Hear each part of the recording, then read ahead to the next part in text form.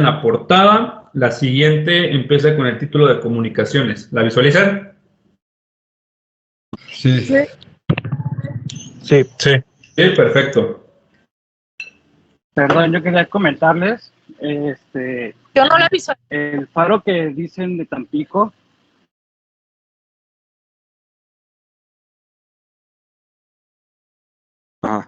¿Listo? ¿Ya la ven? Gracias. Ahí un chico iba a comentar algo del faro de Tampico. Bueno. sí, el faro de Tampico ok. ese que comentan es rojo porque delimita los canales de entrada al puerto. De hecho, debe de haber uno rojo y uno verde, que son los canales que entran por donde entran los barcos y delimitan ese canal para que tengan la profundidad adecuada de los barcos y no se atoren. Muy bien. Entonces, ese realmente no tiene nada que ver con los servicios aeronáuticos. Es completamente... No tiene nada que ver. Es totalmente marítimo y sirve para eso, ese faro rojo que está ahí que comentaba la compañera. Gracias por la confirmación. Igual les voy a contar yo algo curioso en meteorología para los de Tampico. Vamos con telecomunicaciones. ¿Qué es la definición de telecomunicaciones para fines de aviación y para fines del examen, prácticos del examen? Esta definición que tenemos aquí, textual, así se lo van a encontrar. Toda transmisión, emisión o recepción de signos, señales, escritos de cualquier tipo de información mediante cable, radioelectricidad, medios ópticos o sistemas electromagnéticos. Aquí hay que hacer un pequeño paréntesis de acuerdo a lo que nosotros llegamos a ver desde... chinga, ¿por qué no me deja ya? Permítanme. A ver, déjenla quito, pero es que no me deja poner las plumas. Un pequeño concepto que nosotros revisamos desde la primaria. ¿Cuáles son los componentes de una comunicación? Los componentes de una comunicación son principalmente 4. Tenemos nuestro transmisor, tenemos nuestro mensaje, nuestro canal, que es el medio por el que se va a desplazar nuestro mensaje, y tenemos nuestro receptor. ¿Ok? Las telecomunicaciones es este mismo concepto, pero por ondas eléctricas y o ondas magnéticas. Bien, el cable, los medios ópticos o la radioelectricidad maneja cualquiera de las ondas que acabo de mencionar, eléctricas y magnéticas. Realmente todos los sistemas de telecomunicaciones existentes en la Tierra son mediante campos eléctricos y mediante campos magnéticos. ¿Ok? Entonces, este concepto de transmisor, canal, mensaje, receptor, también se lo van a encontrar en esta materia o en factores humanos. ¿Ok? ¿Qué es la telecomunicación? Cualquier transmisión, emisión o recepción de información en general mediante cable, radioelectricidad, medios ópticos o sistemas electromagnéticos. Van a existir 3 tipos de sistemas de telecomunicaciones: el sistema de radiocomunicación, el sistema de radiotelefonía y el sistema de radiotelegrafía. ¿Ok? Estos son sistemas de telecomunicaciones.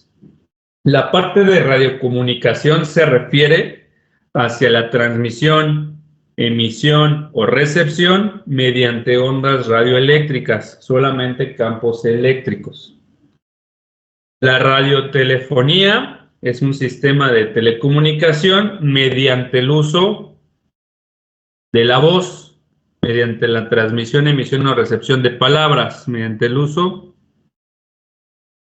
de la voz. Y radiotelegrafía es un sistema mediante código de señales. ¿Ok? Que en la aviación el principal es utilizado el código Morse. Entonces, 3 sistemas de telecomunicaciones: radiocomunicación mediante ondas radioeléctricas, radiotelefonía mediante el uso de la voz, radiotelegrafía mediante el uso de señales. ¿Ok? Y respecto... Oye, Edgar, Sí. pero tanto la radiotelefonía como la radiotelegrafía son por medio de ondas radioeléctricas, ¿no? ¿O no?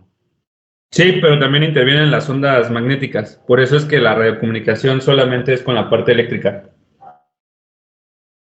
O sea, radiocomunicación se refiere a comunicación por radio. ¿La radiocomunicación? Sí, por una transmisión de pulsos, nada más. No interviene como tal la interacción en campos eléctricos, digo, en campos magnéticos, perdón. ¿Qué es una transmisión de campos magnéticos? A través de de determinadas comunicaciones enfocadas bajo potencia. Entonces, simplemente la comunicación mediante pulsos eléctricos.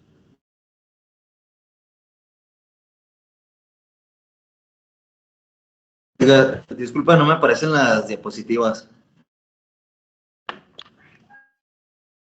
Si bien la radiotelefonía puede llevarse a cabo a través de un sistema electromagnético, la telegrafía puede ser mediante un código de señales, simplemente mediante la variación de algunos pulsos eléctricos, como por ejemplo una emisión de un SS mediante luz, o bien una variación respecto a pulsos magnéticos hacia un decodificador, por ejemplo. Entonces es donde interviene ambas y tienen esa ligera separación.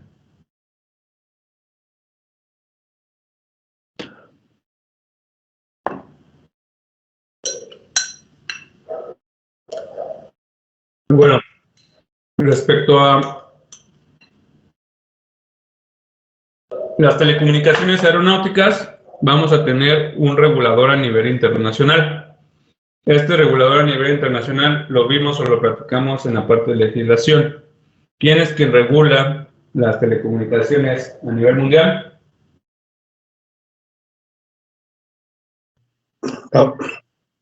La UIT. ¿Quién? La UIT. La UIT. Bien. La Unión Internacional de Telecomunicaciones Aeronáuticas. De acuerdo a este organismo, a esta unión de países que van a regular todo el espectro radioeléctrico, va a manejar la diferencia entre los tipos de servicios que se presten. El que a nosotros nos compete, pues es claramente el servicio de telecomunicaciones aeronáuticas.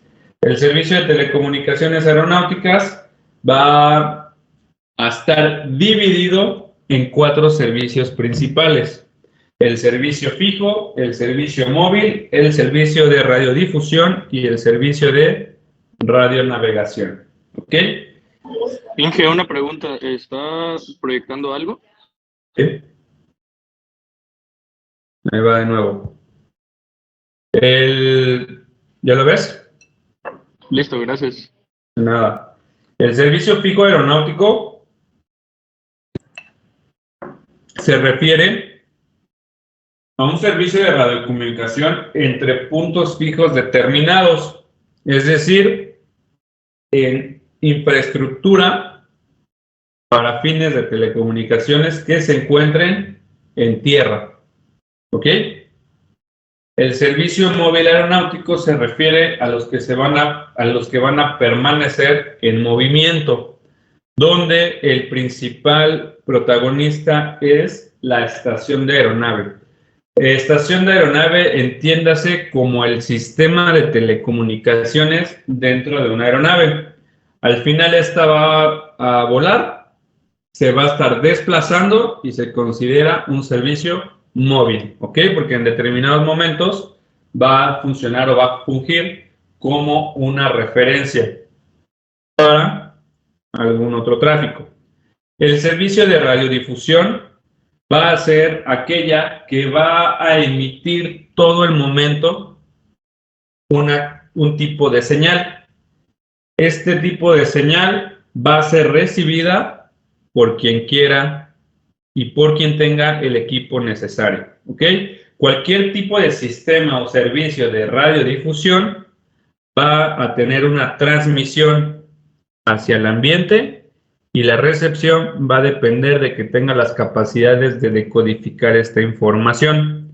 Los servicios de radiodifusión van asociados con información complementaria relativa a la navegación aérea. ¿Cuál es nuestro principal servicio de radiodifusión? Hablando en términos de meteorología, nuestro ATIS. ¿Ok? Por ejemplo, el ATIS se va a estar transmitiendo todo el día. Bueno, al menos de que tenga algún tipo de restricción en cierta estación, se va a estar transmitiendo y quien quiera recibir esa información tiene que tener un radio y sintonizar la frecuencia adecuada. Otro de nuestros servicios principales es nuestro ADSB, que ahorita vamos a hablar de él. Y por último, el servicio de radionavegación. Es aquel servicio que mediante un sistema electromagnético nos va a determinar posiciones y o direcciones de todo el tránsito que se encuentra en el espacio aéreo en ese momento, ¿ok? Que son la parte de controles radares, vía la comunicación que se establece con el transponder y otro tipo de infraestructura. ¿Cuáles son los escenarios que maneja SIAC? ¿Cuántos son los servicios de telecomunicaciones aeronáuticas? Mi respuesta bien puede ser 4. O ¿cuáles son los servicios de telecomunicaciones aeronáuticas? Y sería el servicio fijo, servicio móvil, de radiodifusión y de radionavegación. En cuestión de México, ¿qué secretaría gestiona esta parte? La Secretaría de Infraestructura, Comunicaciones y Transportes. Correcto, la Secretaría de Infraestructura, Comunicaciones y Transportes. Muy bien, a nivel internacional, la ITU o la UIT, depende cómo se encuentren tus preguntas. ¿Dudas de esta diapositiva? Por ejemplo, capitán, entonces, a lo que nosotros transmitimos, ya sea aeronave con torre, aeronave con control, como sea, estaríamos entrando en radiotelefonía o en radiocomunicación, o las dos.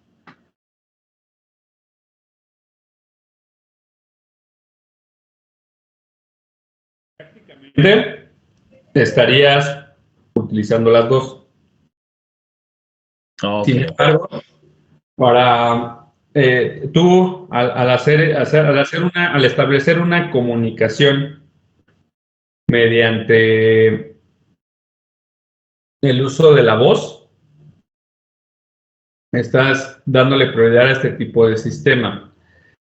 ¿Qué sucede? El sistema definido como tal de la parte de radiotelefonía es esta transmisión por medio de ondas eléctricas y magnéticas. ¿Qué sucede en tu aeronave? Tú tienes un equipo de radio que va a estar operando en VHF y vas a tener una antena que se va a manejar a cierta cantidad de watts.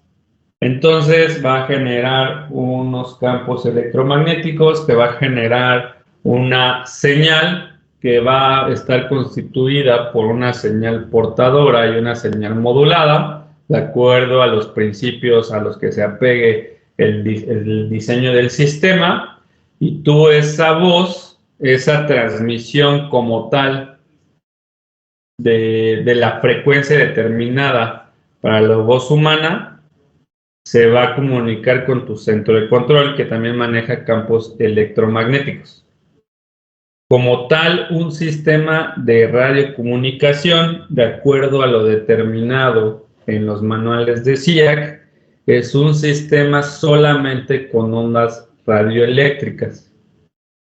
No como tal entra la parte magnética. Sé que es un poco complicado, pero utilizan otro principio de modulación que es por pulsos, en donde te van a manejar una comunicación en binario, 0 o 1 en pulsos.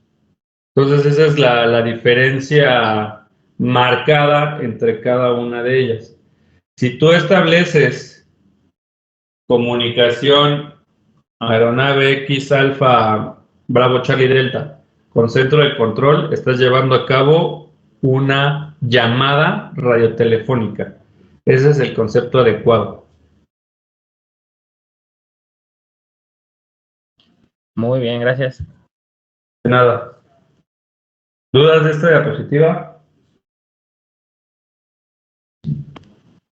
Disculpa, Edgar, me volví a sacar. ¿Podrías poner la presentación otra vez, por favor? Claro. Si no hay dudas, paso a la siguiente. Ahorita la quité.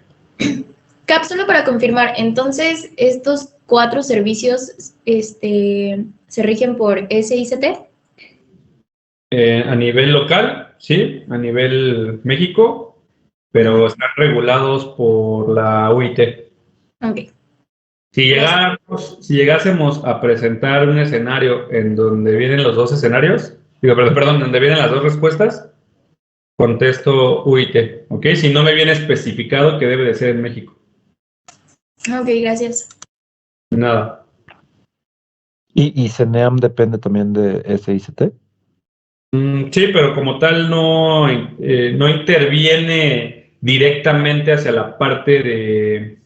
Sí interviene a la parte de los servicios, pero los servicios a su vez están regulados por el espectro radioeléctrico, que a nivel local, y es algo que comento un poquito más adelante, pero que a nivel local forma parte o lo regula el Instituto Federal de Telecomunicaciones.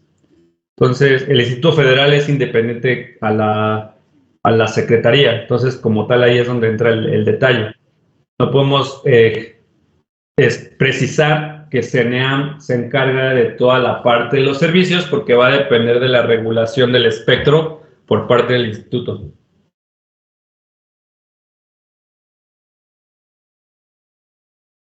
Pero igual ahorita la siguiente diapositiva es la del espectro. Ahorita vemos esa situación. Un concepto que siempre viene, un concepto que puede ser un poquito confuso, más que nada porque cuando nosotros vemos la palabra interferencia, siempre la relacionamos con interferencia ilícita, es el tema de interferencia perjudicial. La interferencia perjudicial es cualquier situación, emisión, radiación o inducción, que comprometa el funcionamiento de un servicio y por ende cause una disminución de la calidad de la señal de dicho servicio. Ok, este concepto, esta definición es muy textual, la que ustedes se van a encontrar en su examen, es exactamente esta. Y se refiere a que cualquier tipo de señal que sea emitida por el sistema pueda afectar cualquier servicio. Particularmente, por ejemplo, ahorita yo compré un equipo de cómputo, una laptop, y leyendo el manual, pues ahí te vienen las restricciones y los criterios de acuerdo a la interferencia perjudicial que pueda generar el cargador, por ejemplo. Los cargadores al final generan ondas electromagnéticas, tienen una cantidad mínima, pero tienen de potencia. Y si tú, por ejemplo, cargas un dispositivo cerca de, estoy diciendo un ejemplo muy burdo, si tú lo cargas cerca de un módem, puede ser que la señal de tu Wi-Fi se vea afectada por la interferencia perjudicial de tu cargador, ¿ok? Entonces, la interferencia perjudicial es cualquier emisión, radiación o inducción que me genere una disminución de la calidad de mi servicio, ¿ok? En términos generales. Apegados hacia la aviación, pues hablamos de radionavegación o servicios de radiocomunicación aeronáutica. Seguimos con la parte de señales. Perdón, Edgar, ¿esto considera también a alguien con un radio que esté ahí interfiriendo en las llamadas entre torre y las aeronaves y demás? ¿A eso se refiere? Y eso, digamos que si te viene un escenario práctico como este, o sea, ¿cómo se le llama la situación donde un individuo externo al aeropuerto sintoniza las frecuencias de comunicación? Sería la interferencia perjudicial. Ok. Gracias. Nada. En cuestión de las señales, vamos a manejar el concepto señal como un medio de información Lo vamos a dividir en socorro, urgencia y seguridad principalmente. Ya vimos que tienen un orden de prioridad. Sin embargo, estos 3 mensajes los podemos determinar a través de diferentes formas. ¿Ok? Una señal de socorro viene definida como cualquier barco, aeronave o vehículo. Insisto, estos son definiciones textuales pegadas de los manuales y que ustedes se van a encontrar en su examen. Cualquier barco, aeronave o vehículo que se encuentre en peligro grave inminente y por ende requiera ayuda inmediata. ¿Ok? La señal de urgencia es cualquier situación que ponga en peligro, pero no requiere ayuda inmediata. Y esta, junto con las señales de socorro, deben de autorizarse por medio del comandante. ¿Ok? Y la señal de seguridad es cualquier situación que ponga o presente un riesgo, un peligro para la operación de la aeronave, en vuelo principalmente. Estas 3 señales las vamos a poder mencionar las vamos a poder expresar mediante llamadas, es decir, mediante una señal radiotelefónica, mediante una señal de radiotelegrafía o bien con nuestro indicador de prioridad, si es que nuestra comunicación es mediante ACARS. ¿Okay? Esta tablita es muy importante. Les va a venir cualquier tipo de escenario posible en el examen. ¿Qué me dice? ¿Cuál va a ser mi llamada o señal radiotelefónica de socorro, urgencia y seguridad? ¿Cuál es mi señal de radiotelegrafía de socorro, urgencia y seguridad? Y los indicadores que ya habíamos visto. ¿Ok? Primero, entiéndase por llamada o por señal radiotelefónica la información mediante el uso de la voz, ¿ok? Que fue lo que definimos en la primera presentación, en la primera diapositiva. Si tenemos una situación de socorro, decimos Mayday. ¿Cuántas veces? 3. 3. Perfecto. Si tenemos una situación de urgencia, decimos PAN, igual 3 veces. Y si tenemos una situación de seguridad, decimos Security 3 veces. ¿Ok? Pregunta de SIAC o escenario de SIAC. ¿Cuál es la señal radiotelefónica que se utiliza en alguna situación que presente un peligro grave e inminente y requiera ayuda inmediata? Mayday, Mayday, Mayday. Mayday 3 veces. Muy bien. Que es, digamos, la suma, por así decirlo, de la definición que vimos aquí, con lo que aterrizamos aquí arriba. ¿Ok? En la parte de la señal de radiotelegrafía tenemos para situaciones de socorro, SOS mediante el código Morse, triple X en una situación de urgencia y triple tango en una situación de seguridad. ¿Ok? Y para el resto de los mensajes, que son los que tenemos descritos en esta tablita de este lado, que ya los habíamos visto en la última diapositiva de servicios de tránsito aéreo, vamos a manejar diferentes tipos de indicadores, esto mediante una comunicación establecida en ACARS o algún otro sistema que tengan las aeronaves, que yo no he escuchado que tengan otro. ¿Qué va a ser Sierra-Sierra para situaciones de socorro? Delta-Delta, situaciones de urgencia. Foxtrot, situaciones de seguridad. Meteorológico, regularidad de vuelo, información aeronáutica, Golfo. Y aeronáuticos administrativos, Kilo. ¿Ok? Esta tablita es muy, muy importante porque se van a encontrar esos posibles escenarios. ¿Dudas de esta diapositiva? Oye, Edgar, los mensajes de seguridad no tienen precisamente que ser ordenados o autorizados por el comandante, ¿o sí? No. Solo de socorro y de urgencia. Digo que realmente, si nos vamos a la práctica, o sea, sucede mucho como, por ejemplo, con los sobrecargos, ¿no? ¿Quién lleva usualmente las comunicaciones? El piloto monitoreando. Entonces, cualquier situación que presente un peligro, que pueda ser bien socorro o urgencia, Antes de cualquier comunicación, pues ya tienes como, o sea, como que te volteas a ver y tienes como el visto bueno del comandante. No es necesariamente que él tenga que hablar. O sea, al final, mediante el Flight Voice Recorder, se queda la voz y cualquier situación que requiera algún análisis, digo, el Cockpit Voice Recorder, perdón, ante cualquier situación que requiera análisis, pues ahí se determina si sí tuviste autorización o no. Ok, perfecto, gracias. Oye, Edgar, una pregunta. Un ejemplo de señal de seguridad. ¿Te refieres a qué dirías tú, por ejemplo? ¿Qué situación está ocurriendo en tu aeronave? Sí.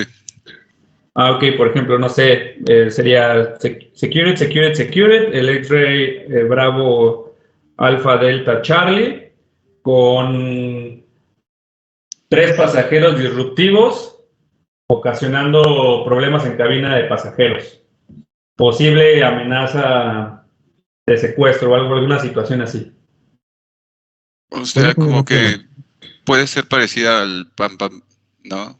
O sea, como en el caso de Pam Pam también se podría hacer eso, en el ejemplo que me diste. No, porque como tal, los mensajes de seguridad son aquellos que te puedan presentar una situación que intervengan con el cumplimiento de tu vuelo o que pongan en peligro el vuelo.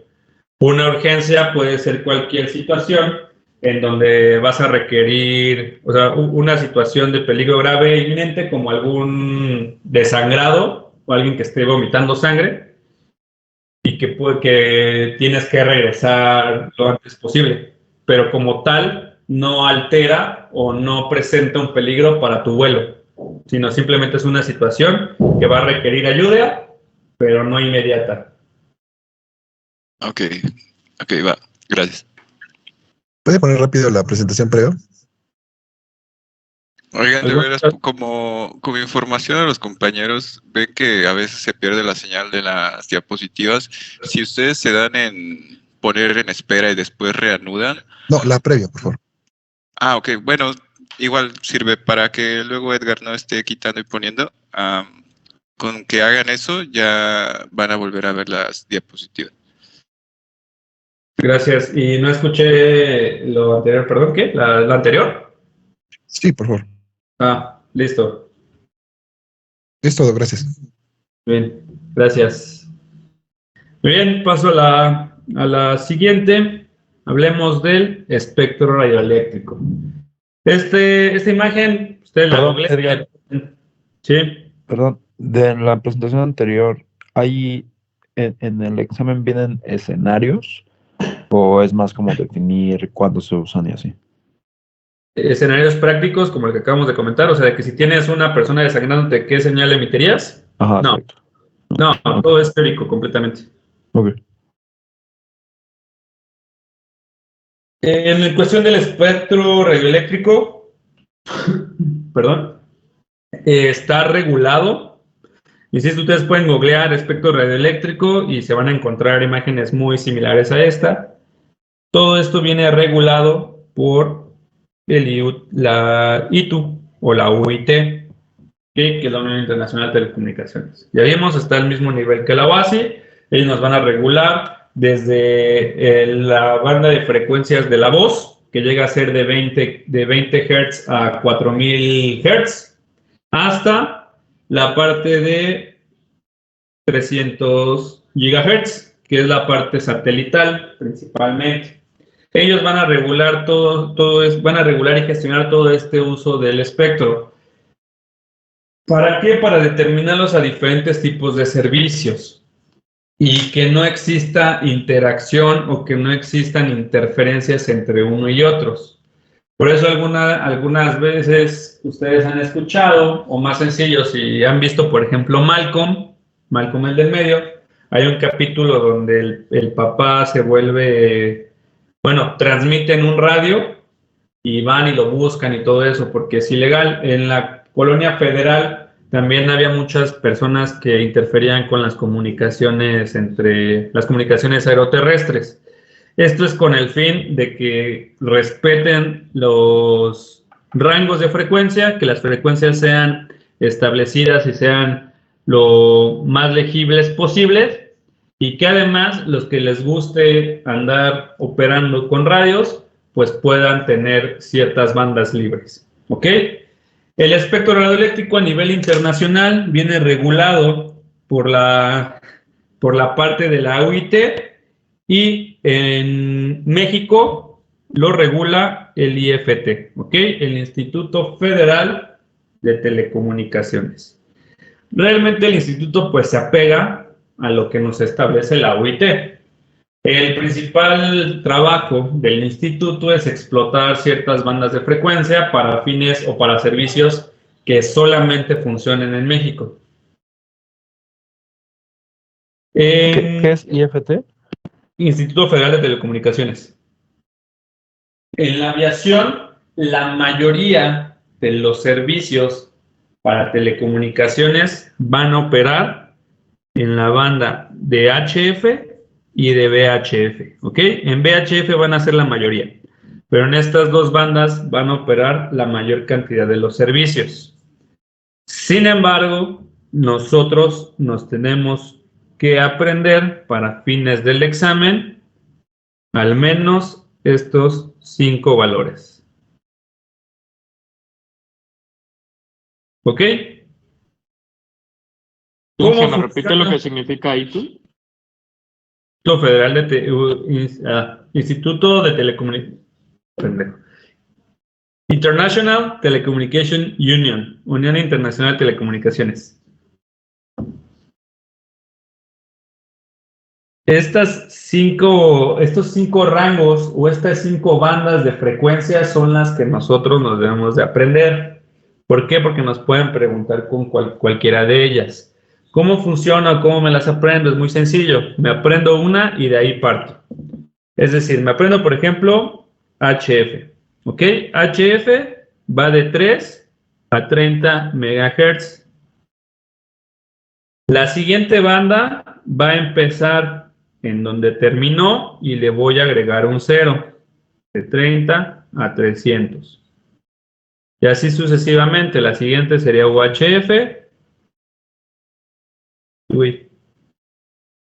Empiezo donde termino, en este caso sería 300, y le agrego un 0. Mis rangos van a ir de 3 a 3000, después se repiten. Entonces la siguiente empieza en 3 y le agrego un 0. En cuestión de las unidades, son megahertz y gigahertz. Aquí es notación científica. Esto lo tuvieron que haber visto en alguna parte de la secundaria o de la prepa, en donde kilo se refiere a 10 a la 3, mega se refiere a 10 a la 6 y giga 10 a la 9, ¿no? Nada más es para determinar cuánta cantidad de ceros y no hacer los valores muy grandes, sino manejarlos con notación científica. ¿Ok? Estos 5, insisto, son los que ustedes se deben de aprender. Les va a tocar de ley HF o VHF y unas de las otras. ¿Ok? ¿Dudas de lo que acabo de comentar? No, ninguna. ¿Me podrías repetir a mí nada más? No, ninguna. La voz, por favor. ¿De? ¿En qué espectro trabaja la voz? ¿O cuál es el rango? La voz de 20 a 4000 Hz, de acuerdo a la UIT. Gracias. Nada, eso también llega a ser pregunta de decía, ¿qué? Ahora, ¿qué es un Hertz? Es una oscilación por segundo o una onda por segundo. Perfecto. Es el recíproco de un periodo. Es cuánto se va a llevar a cabo una onda en realizar su ciclo completo. ¿Ok? Muy bien. Perfecto. Ahora, ¿cómo le gusta también presentarlo así? ¿Por qué? Porque está pegado un poquito, ya no tanto, pero todavía llega a estar apegado a los manuales viejos de SIAC, y por eso es que les pregunto qué es un Hertz. Me dijeron un ciclo que le lleve un ciclo por segundo. ¿Estamos de acuerdo? Entonces, se pueden encontrar el mismo rango de frecuencias, pero con otra notación, con otra magnitud. Es decir, HF se lo pueden encontrar como megahertz o se lo pueden encontrar como MC-S, que quiere decir megaciclo por segundo. ¿Ok? Entonces, un hertz sería igual a un ciclo por segundo, ¿vale? Por si se llegan a encontrar así redactado o así el banco de respuestas, no se sorprendan o no los vayan a tomar en curva. ¿Dudas de esta diapositiva? Cap, una pregunta. ¿Qué? ¿Podrías repetir eso de...? Ay. Adelante. Gracias. Eso de la última pregunta o lo último que hiciste ahorita con respecto a una pregunta del CIAC, no me quedó muy claro. Que un hertz al final es cuánto tiempo lleva a cabo una onda en completarse en un segundo.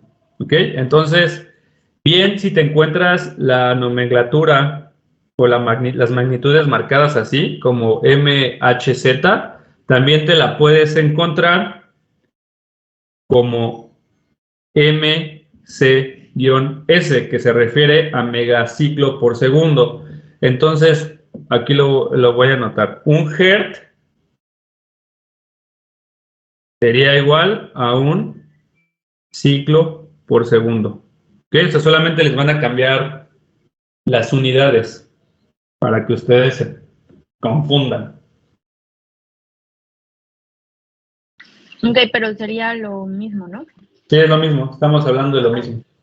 Ok, gracias. De nada, adelante el compañero.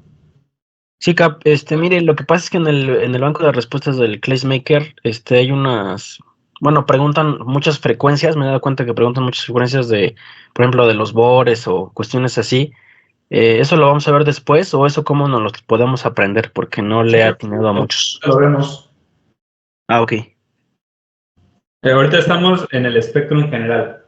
Todavía no lo aterrizamos a la parte de aviación como tal. Okay. Perfecto, sí es que tenía como que duda de eso. Inge, yo me perdí un poco ahorita que un compañero preguntó de la voz, donde de 20 a 400 Hz. ¿Puede explicar eso? Es de 20 a 4000. Es el rango de frecuencias de la voz. Es una pregunta de CIAC, pero yo lo comenté porque les dije que la IoT gestiona las señales desde el uso de la voz, que son casi a 0 Hz, hasta las más altas. O sea, gestiona todo el espectro, todo el espectro. Pero de la voz nada más fue un comentario. Ok. Gracias. De nada.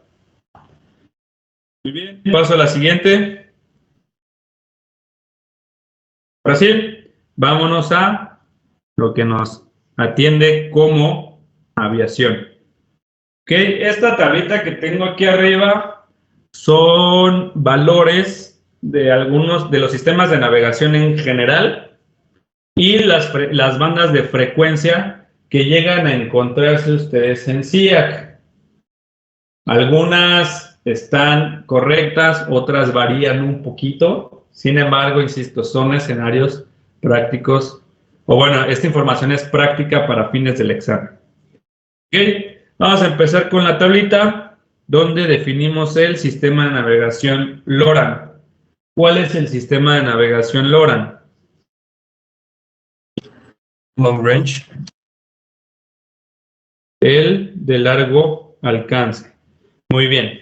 El sistema LORAN era un sistema de navegación que operaba entre 90 y 100 kHz, siendo una frecuencia muy baja. Cuando nosotros manejamos en un sistema de telecomunicaciones sistemas de frecuencias bajas, nosotros tenemos la capacidad de que se reflecten a lo largo de toda la Tierra. ¿Ok? Nuestra capa absorbente, que es la ionosfera, ahorita vamos a hablar un poco de ella, no absorbe o no interactúa directamente con estos rangos. Entonces, por eso el LORAN era uno de los sistemas principales de largo alcance, puesto que una señal que se emita en esa frecuencia va a estar rebotando a lo largo de la Tierra. Este sistema LORAN era una referencia para la navegación. Seguimos con el NDB. ¿Qué significa NDB? Recuerden que los acrónimos son importantes para la materia y para PIA, por eso es que vamos definiendo acrónimo por acrónimo. ¿Qué se refiere a NDB? Non-directional beacon. Muy bien, esta la voy a establecer aquí. Non-directional. Uy, no sé por qué de repente escribe así. Beacon. Muy bien, el NDB operaba, porque ahorita ya la mayoría fueron quitados. De hecho, si nos ponemos estrictos, hasta el BOR ya está quedando un poco aislado, donde operaba de los 190 hasta un rango de 190 a 1750 kHz. Aquí también podemos encontrar algunas frecuencias que nos dicen de 175 a 1750, de 175 a 1600 kHz. Son los diferentes escenarios que nos maneja SEAC. Aquí va a depender mucho el banco de respuestas que ustedes se encuentren. En promedio y la mayor cantidad de veces ustedes se pueden encontrar este rango. Ok, el NDB era un radiofaro omnidireccional que ayudaba a la parte de la navegación ubicándose respecto a esta radioayuda. O sea, como tal nos determinaba una distancia, pero nos funcionaba para identificar como punto de referencia. Ok, este era el NDB, que ya quedó obsoleto. Creo que en Estados Unidos todavía operan algunos. La verdad nunca he volado allá, pero tengo entendido que todavía algunos llegan a operar. Seguimos con el DME. ¿Qué significa DME? Distance Measuring Equipment.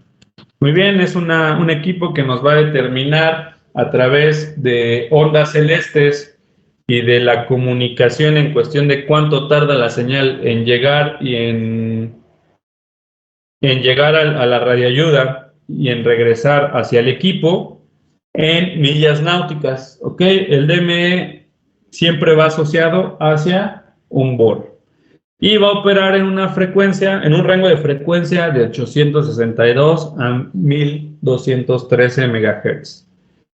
Tenemos el siguiente sistema, que es un MLS. ¿Qué es el sistema MLS? Microwave Landing System. Muy bien. Microwave Landing System. Este sistema era el que tenía la proyección de sustituir al ILS. ¿Ok? Nosotros mientras manejemos una onda cada vez con una mayor frecuencia, una onda más pequeña en cuestión de longitud de onda y una onda con mayor frecuencia, vamos a tener una mayor cantidad de precisión. Sin embargo, este tipo de señales que tienen ondas o longitudes de onda muy pequeñas están propensas a la atenuación. ¿Qué quiere decir? A que van a perder van a perder fuerza en cuestión de transmitir su mensaje. El Microwave Landing System operaba en la frecuencia de 5031 y 5090.6 MHz. Igual tenía un principio del funcionamiento de un localizador y de una pendiente de planeo, y la idea era aumentar el grado de precisión de los aterrizajes y de las aproximaciones. Sin embargo, se daban cuenta que cuando pasaba alguna camioneta o pasaba algún cuerpo físico considerable, la señal se atenuaba y perdía precisión, perdía esta recepción de señal. Entonces, duró muy poquito en el mercado, lo quitaron, además que es muy caro mantener este tipo de sistemas. El grado de precisión que manejaba era de alrededor de más o menos 8 centímetros.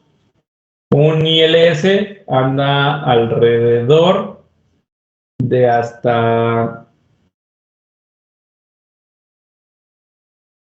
0.5 kilómetros, hasta 500 metros, más o menos de rango de precisión.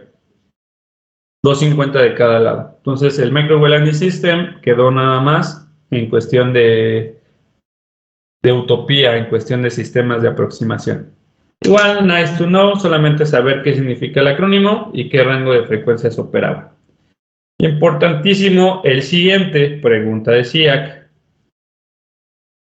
El rango de operación, las frecuencias de operación de los marcadores, es decir, de las radiobalizas VHF, uno de los componentes del ILS, y del glide slope. En cuestión de los marcadores, vamos a tener, pregunta de SIAC, una señal portadora de 75 MHz. Por eso es que a los marcadores se les llama radiobaliza de VHF. ¿Qué es una señal portadora? Ustedes lo que se deben de aprender de acordar es este valor, ¿ok? 75 MHz, la frecuencia de la señal portadora de los marcadores.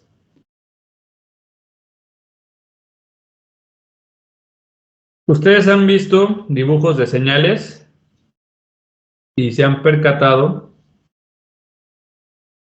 que es algo así, ¿no?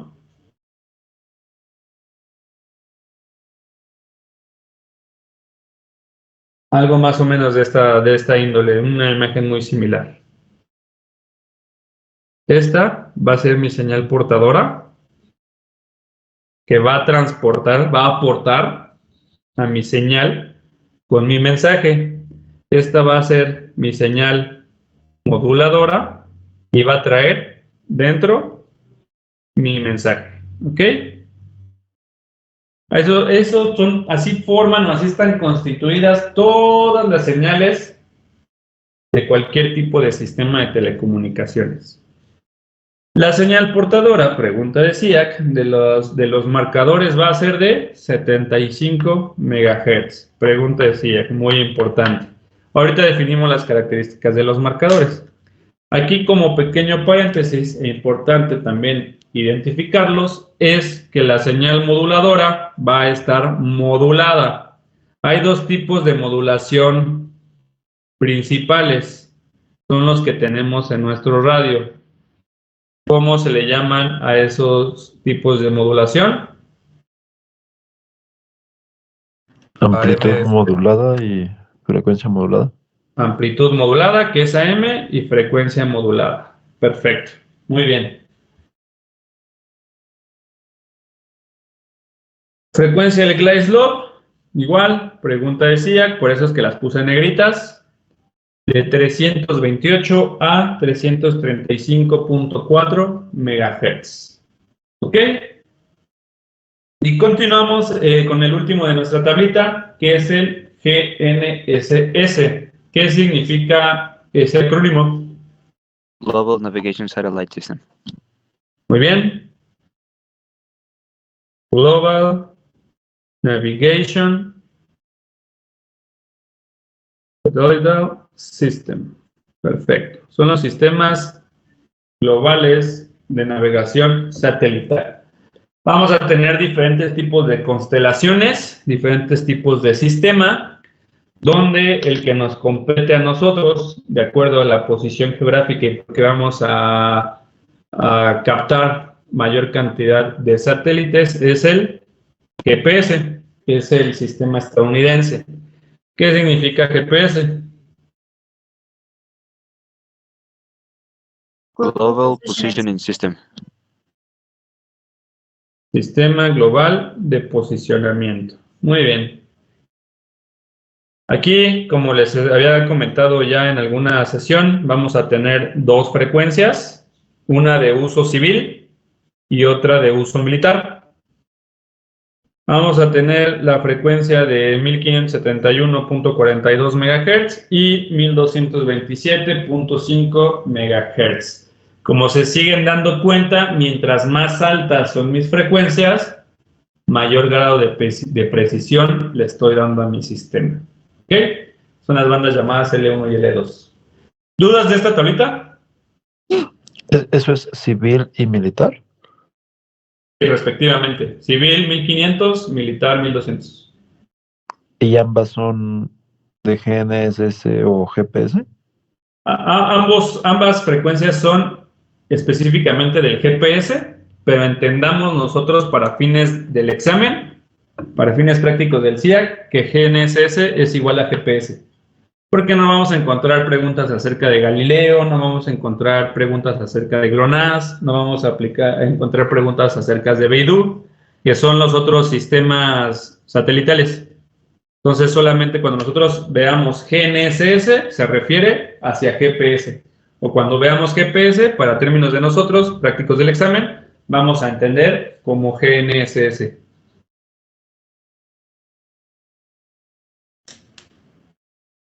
Gracias. De nada. ¿Alguna duda de la tablita? Yo creo que terminamos con esta diapositiva el día de hoy. GPS era Global Positioning System. ¿Correcto? Gracias. Nada. Entonces el de 1575.42 MHz es civil. Sí, la otra está encriptada. O sea, pero igual es importante por si nos la llegamos a encontrar en nuestro examen. Gracias. Nada. Una pregunta, ¿podrías repetir lo de AM y FM, por favor? Pero son los dos principales tipos de modulación. Hay más. Hay modulación por pulsos, hay modulación por... ¿Cómo se llaman de las ecuaciones diferenciales?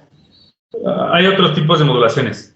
Pero los dos principales es la amplitud modulada, es decir, que tú vas a modificar los valores picos de tu señal, y la otra es frecuencia modulada, que vas a modificar las repeticiones de tu señal. Esos son los dos tipos de modulación. Ok, gracias. De nada. ¿Qué podría repetir eso, por favor? ¿Qué es lo que acabo de decir? Sí, por favor. ¿Qué es lo que hace cada una? Son tipos de modulación. La amplitud modulada va, o sea, ¿para qué utilizas la amplitud modulada? Es para que tu mensaje, si tiene que estar transmitido a determinada frecuencia, tú lo puedas modificar a través de la amplitud. La amplitud modulada normalmente maneja altos rangos de cobertura, pero una disminución en cuestión de calidad, de legibilidad. Por eso, si ustedes sintonizan el radio AM, lo van a escuchar un poquito como más feo. Va a tener una menor cantidad de legibilidad. Por otro lado, la frecuencia modulada, que es el FM, te va a permitir modificar qué tanto quieres repetir tu señal o qué tanto lo quieres mantener prolongada. Entonces vas a jugar con un concepto que se llama longitud de onda, que a nosotros como aviadores no nos interesa. La frecuencia modulada te va a permitir hacer más preciso tu mensaje, pero en una menor cantidad de alcance.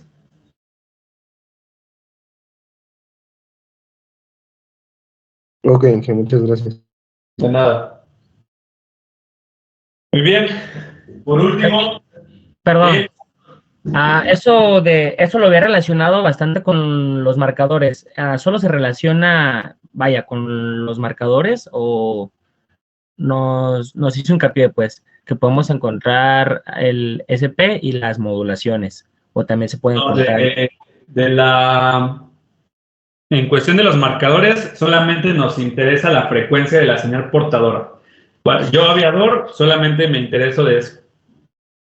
Okay. Sí mismo puedo llegar a encontrar una pregunta de cuáles son los dos tipos principales de modulación. O en su defecto, ¿qué significa la modulación AM? ¿Qué significa la modulación FM?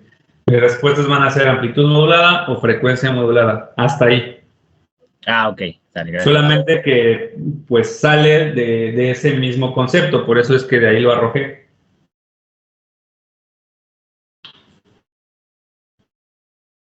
Muy bien, voy a borrar solamente lo que dice Global Navigation Satellite System. ¿Ok? Porque me estorba un poquito con lo que voy a explicar abajo. Igual voy a borrar un poco lo de donde dice SP, el dibujito de la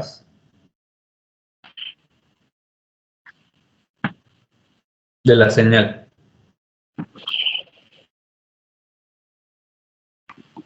Ahora, bueno, voy a tener que borrar lo que pesa una vez. Ahora, ¿cuál es el principal rango que yo ocupo como aviador? Lo que realmente me interesa a mí aterrizar e entender, porque va a venir muchos juegos de preguntas, mucho análisis de respuesta en este tema. ¿Cuáles son el rango de frecuencias de comunicación y cuál es el rango de frecuencias de navegación en la aviación civil? Este rango viene determinado de acuerdo a los servicios de telecomunicaciones aeronáuticas por parte de la UIT. ¿Ok? Y este rango es el rango más utilizado para fines de aviación. Si bien las constelaciones de satélites operan en un sistema, si la llamada selectiva opera en otro, y etcétera, etcétera, la mayor cantidad de infraestructura y de sistemas de telecomunicaciones para fines de aviación operan en este rango. ¿Ok? Este rango es en el rango de la banda de VHF, por eso es que les dije que es la que más se utiliza. El rango completo va a ser de los 108 a los 36.975 MHz. Importantísimo las unidades, porque en el banco de respuesta me van a jugar con los números me los van a poner idénticos, pero me van a hacer la variación de las respuestas con las unidades. Si ustedes no toman atención en las unidades, en telecomunicaciones, en servicio de tránsito aéreo, en meteorología, en operaciones, en navegación, se van a equivocar. Tienen que empezar a analizar los valores numéricos de acuerdo a su magnitud, a su unidad. Empezar a identificar análisis dimensionales, porque si no se van a equivocar. Entonces, mucho ojo, por favor. El rango completo de 108 a 136.975 se va a dividir en dos: un rango de frecuencias para uso de navegación y un rango de frecuencias para uso de comunicación. ¿Ok? Voy primero con el rango de navegación. Pregunta de SIAC. El rango de navegación es de los 108 a los 117.975 MHz, o bien de los 108 a los 118 MHz. ¿Ok? Me voy a encontrar escenarios en decimales o escenarios enteros. ¿Ok? Para que tengan mucho cuidado y presten atención de lo que les están ofreciendo como respuesta. Este rango de navegación se va a dividir igual entre otro tipo de sistemas, los principales para fines prácticos de nuestro examen y los principales más utilizados en la aviación en general. ¿Ok? Tenemos primero la frecuencia del localizador, un componente del ILS. La frecuencia va a ser del 108 al 111.975 o 108 a 112 en décimas nones. Mucho ojo, me debe especificar que debe estar en décimas nones. ¿Ok? Y el siguiente sistema, el más utilizado, el VOR, el Very High Frequency Omnidirectional Range. Su mismo nombre nos lo dice. Vamos a tener VOR de terminal, VOR de baja y VOR de alta o de ruta. Este va a operar el VOR en la frecuencia de 108 a 118 MHz, es decir, a la misma frecuencia de la navegación, pero con ciertas particularidades. El borde terminal va a operar de 108 a 112, o bien me va a aparecer en mi escenario de respuestas, de 108 a 111.975 MHz en décimas pares. Igual debe de venir especificado. ¿Cuál es el que trabaja en décimas nones? El localizador, ¿ok? Esa es la diferencia. El borde baja de 112 a 114 y el borde alto ruta de 112 a 118 o bien de 112.1 a 117.975 MHz. ¿Ok? Estos son los rangos de operación. ¿Cómo me van a venir los escenarios de SIAC? ¿Cuál es el rango de operación o en cuál de las siguientes frecuencias opera mi BOR? ¿Qué? Inciso A. De 121 a 123. Inciso B. De 117 a 119. O inciso C. De 113 a 115. Oye, es que esto nunca me lo enseñaste, Edgar. Recuerden que el examen, muchas preguntas no se van a encontrar la respuesta tal y como es, sino pequeños fragmentos o pequeños extractos de la respuesta. Si ustedes se llegan a encontrar este escenario, ¿qué responderían? La C. La C. La C, correcto, porque las otras dos pasan de 118. Entonces, por ende, están mal. No me especificó si era un borde terminal, no me dijo si era un borde baja, no me dijo si era un borde alto o un borde ruta, no me dijo, tal vez, si me hubieran preguntado del servicio de navegación en general, no me dijo si era un localizador, lo que sea. Sin embargo, el único que entra dentro del rango es la C. Si somos estrictos, esa respuesta es incorrecta porque no me especifica, pero se asocia o tiene una relación con el concepto en general. ¿Ok? ¿Se entiende el rango de navegación? Sí, Inge. Perfecto. Yo lo que les recomiendo es que se aprendan al menos un localizador y al menos un BOR. Con eso les va a ayudar mucho en determinar este tipo de preguntas. Oye, me acuerdo, el localizador, sé que las frecuencias del localizador están por debajo del BOR. ¿Dónde volé? Ah, volé en Acapulco. El BOR es el 115.9. Entonces deben de ser valores. Si el 115, entonces mi límite es 118. Todos valores por debajo de 118. Y ya veo y digo, la única que medio está correcta es la C. Pues contesto esa y la voy a tener correcta. ¿Ok? Muy bien. Tenemos navegación. Ahora, ¿cuál es el resto del espectro? Las comunicaciones. Las comunicaciones van a operar de 118 a 136.975 MHz o bien de 118 a 137 MHz. ¿Ok? Recuerden que me puedo encontrar los valores decimales o los valores enteros, ¿vale? Dentro de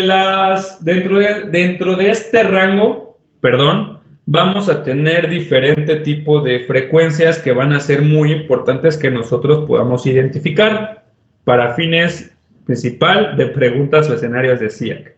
El primero nos va a decir cuál es la frecuencia de socorro, o se pueden llegar a encontrar frecuencia de emergencia, que lo más probable es que ustedes se encuentren socorro, pero esta frecuencia es la 121 decimal o coma 5 MHz. Mucho ojo con las unidades porque les van a poner otro inciso que va a decir 121.5 kHz. Si se van directamente con la unidad, se van a equivocar. Si se van directamente con el valor numérico, se van a equivocar. Tengan mucho cuidado en esa situación, ¿vale? Por favor. Tenemos, por otro lado, la frecuencia Unicom o la frecuencia ZTAF, que es la 22,5. ¿Qué significa ZTAF?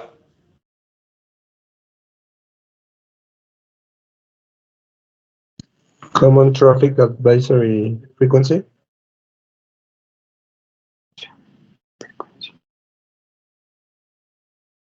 Common Traffic Advisory Frequency, correcto. Muy bien. Este concepto de ZTAF es principalmente, y el de Unicom, es utilizado en Estados Unidos, de acuerdo a si se encuentran en una, en clase Foxtrot y en servicios de asesoramiento, que es donde llegan a utilizar la parte de ZTAF, o bien la frecuencia Unicom para hacer sus reportes de posición o las notificaciones. En México nosotros lo establecemos para espacios aéreos no controlados.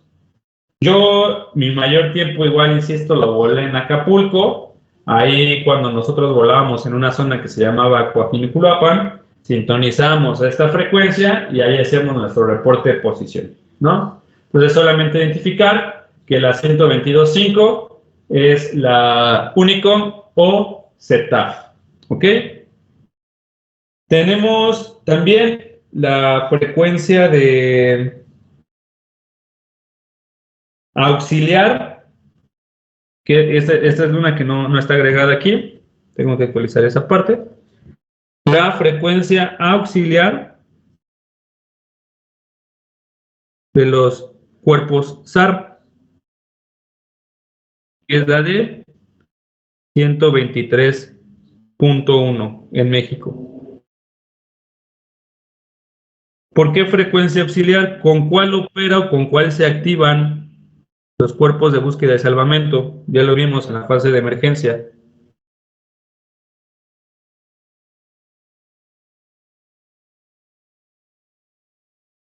Con esta. Si yo sintonizo 121.5, automáticamente los cuerpos de búsqueda y salvamento se activan. Y la auxiliar es la 123.10. Digo, igual esto es muy teórico, ¿no? Cuando tú te encuentras en una situación de emergencia, digo, afortunadamente yo nunca he estado en alguna, pero cuando tú te encuentras en una situación de emergencia, no es como que te preocupes por andar cambiando de frecuencia y estar avisando. De hecho, el procedimiento te indica que la situación se comunica inmediatamente con el servicio que estés, y el servicio tiene la obligación de comunicárselo a través de la 121.5 o en su defecto la 123.1 a los cuerpos de búsqueda y salvamento, ¿ok? Sin embargo, este escenario de la frecuencia auxiliar SAR también es un escenario que se van a encontrar en su examen, ¿ok? Continuamos con la frecuencia 123.45, son comunicaciones oceánicas aire-aire. ¿A qué se refiere esto? Tenemos 4 tipos de comunicaciones. Comunicación aire-tierra, es decir, un avión se está comunicando con un centro de control, por ejemplo, el EICAS. Tenemos comunicación tierra-aire, es decir, un centro de control o una estación terrestre se comunica con un avión, por ejemplo, la llamada selectiva. Ahorita vamos a hablar de la llamada selectiva. Bueno, no hoy, mañana vamos a hablar de la llamada selectiva. Comunicación aeroterrestre, que es la que llevamos a cabo cuando nosotros establecemos la comunicación con un servicio. Es decir, yo te hablo, tú también me puedes hablar a mí. Y la comunicación piloto-piloto o comunicación aire-aire. Esta se refiere a que cuando estamos nosotros alejados de cualquier tipo de radioayuda o cualquier tipo de servicio de control, podemos sintonizar una frecuencia para comunicarnos con alguna otra aeronave que se encuentre dentro de nuestro radio de cobertura de nuestros radios del avión, ¿ok? 123.45, oceánico, aire-aire. O oceánico piloto-piloto. También lo pueden encontrar así. ¿Ok? Perdón, ¿puedes repetir eso, por favor? Si las comunicaciones oceánicas aire-aire o las comunicaciones oceánicas piloto-piloto es cuando digamos que tú vas a realizar un vuelo México-España, estás por la sección, vas pasando la parte de Groenlandia, va a haber un punto en donde te vas a encontrar lejano de cualquier servicio de control de tránsito, pero tú para saber si hay otro tráfico cercano o para cualquier tipo de comunicación, sintonizas esa frecuencia y si hay un vuelo, tal vez, no sé, hay otra aeronave a unas 80 millas por delante de ti, pues puedes establecer una comunicación con ellos. Gracias. Nada. El ACARS, cuya frecuencia de operación es de 131.55 MHz, al final es un sistema de comunicaciones. Y por último, el menos importante, digo, nunca he escuchado un escenario que manejen en CIA como tal, pero la frecuencia de 136 a 136.975 MHz, que son los data link, los enlaces de datos. ¿Ok? ¿Enlaces de datos de qué? Entre sistemas de comunicaciones. No es como tal que una aeronave maneje este rango de operación con un servicio de control, sino tal vez para algunos datos de vuelo, alguna información que deba de tener tu tarjeta MPCIA o algún sistema de Fly Data Monitoring, lo que sea, utilizan este rango de frecuencias. ¿Ok? Enlace de datos en general. ¿Dudas del espectro de comunicaciones en aviación civil? Sí, ingeniero, yo tengo una duda, nada más a ver si me ayuda a recordar un poco. El BOR de alta o BOR de baja o BOR de terminal, ¿cuáles son sus, por ejemplo, en una estación, en un aeropuerto, cómo saber cuál es de alta, de baja o de terminal? O sea, ¿cuáles son las diferencias en sí? Para empezar, el borde terminal te lo van a manejar desde la carta Jetson como bot. El de baja y el de ruta te lo van a manejar como un BOR en general, pero vas a tener ciertas coberturas y radios. Eso lo vamos a ver en la siguiente diapositiva, pero lo vamos a ver mañana. Ok, por ejemplo, entonces el BOR, no sé, de Acapulco, el BOR Guadalajara, se puede decir que son los BORes de terminal. No, ese te viene especificado como BOR. Si fuera BOR de terminal, te diría BOT. Bot. Ok. El BOR como tal, sea bien de baja o de alta, va a venir especificado de acuerdo a las características y el alcance que tenga. Entonces así lo vas a definir tú, pero esto lo vemos mañana, ¿vale? Muy bien. ¿En México hay bots? Sí, no sé en exactitud en dónde, pero sí debe de haber. Ahora te mentiría si te dijera un lugar.